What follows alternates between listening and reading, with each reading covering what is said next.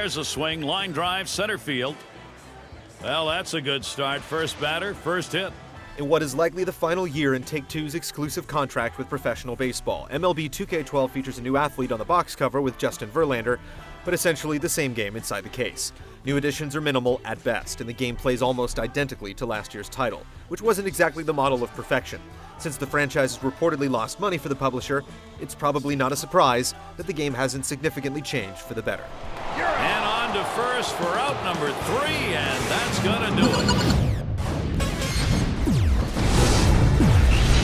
And swing and a miss on Morton's pitch, and that'll take it to 0-1.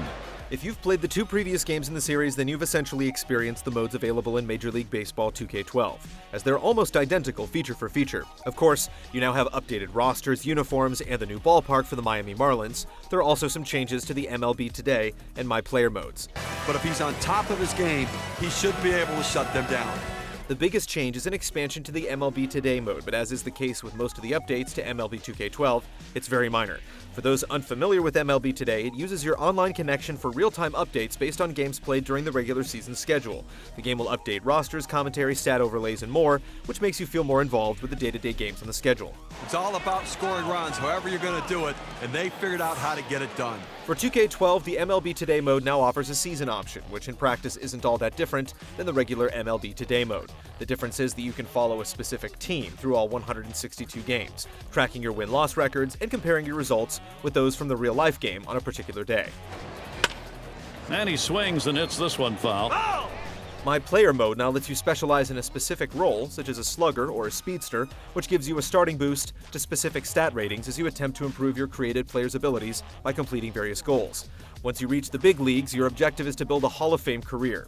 Otherwise, the mode plays the same as before. The franchise and season mode incorporates the new 10-team playoff structure, but nothing else of note. The fatigue issue from last year's game has been fixed, but there's still no online franchise option, only a single season. No throw made. He's in there easily. Stolen base.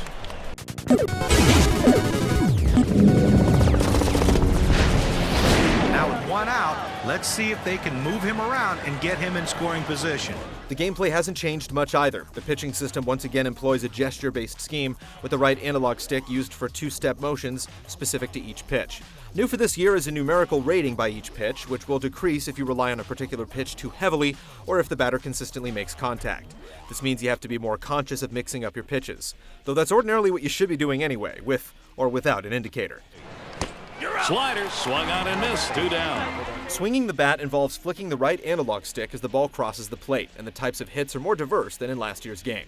Fielding uses the tried-and-true system of moving an athlete toward a circle to make a catch, though the mechanics are more challenging this year, primarily due to 2 factors. One, the horizontal throwing meter has a varying sweet spot that's based on a fielder's position and his real-life arm strength. To improve your chances of making a perfect strike, you need to make sure the fielder's feet are planted. Otherwise, it's easier to throw the ball away. But the last thing you want to do is give up easy outs with runners in scoring position, and this team doesn't do that. The other difficulty associated with fielding is not an intentional part of the gameplay, but rather a flaw. The game has trouble highlighting the closest fielder to make a play, and what's worse is that the player you want to switch to is sometimes moving in the wrong direction, seemingly oblivious to what's happening on the field. Factor in the occasional hiccup in the frame rate, and you have a fielding system that can be more frustrating than fun. Roams over, puts it away. In previous versions, the computer AI has been good in some places, questionable in others, and there are some faults in this year's game as well. First and foremost is the reluctance for the computer to pinch hit for the pitcher when there are clear scoring opportunities late in the game. Position players will appear on the mound after you decide to pinch hit for the pitcher, requiring you to go through the extra step of substituting them. And fielders still make wrong throws to bases periodically. Throw in the dirt. He is in there. Those fountains you see, a beautiful part of the landscaping here in Detroit at Comerica Park. The visuals in Major League Baseball 2K12 are on par with last year's game, with decent-looking stadiums and rough player models. Once again, you'll be haunted by each athlete's impassive zombie-like stare, feel depressed thanks to the muted color palette, and find yourself distracted by some awkward-looking animations in the field and on base paths. Yet the most aggravating aspect of the presentation is how the game still features noticeable bouts of slowdown after you make contact with the ball or at times when making a play in the field. And we're ready to get this ball game going out in Detroit. Gary Thorne and crew with the call. The commentary and visual overlays are once again the best part of the game's presentation. Announcers Gary Thorne, Steve Phillips, and John Kruk reprise their virtual booth duties, offering new observations based on the stats and stories from the 2011 season. What makes this commentary team stand out from the other sports titles is the seamless banter between them, as if they were recording a live broadcast.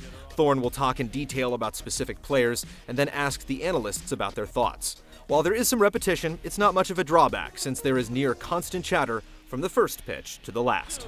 0-1 pitch is a cut fastball, swung on and missed 0-2. Well, his timing is just off right now. He swung way late on that cutter. Complementing the excellent commentary are colorful stat overlays, interesting replays, and picture-in-picture displays that help illustrate a point or shed some light on what's happening in the game. Strike out a batter and you'll see the pitch sequences in detail. Score a run and you'll see a graphic on your team's win probability. There are visuals for hit trends, lists of clutch batting averages by team, real-time updates on how well a batter performs after a certain pitch count, and much more. MLB 2K12 may have some rough visuals and frame rate issues, but the rest of its presentation is excellent. He'll throw on to first, and that'll do it for this half inning. Each time he took the mound for 2.5 months, his team won under his watch. Incredible. Major League Baseball 2K12 could desperately use a new engine and some more polish to smooth out the rough edges, as the batter-pitcher interface, commentary, and MLB Today mode are all solid. There's simply not enough changes or fixes to make it worth paying full price this year, though. It seems that each time this series appears to be heading towards home, it trips on third base and stumbles to the ground. And a swing and a miss by Howard. That count now is even.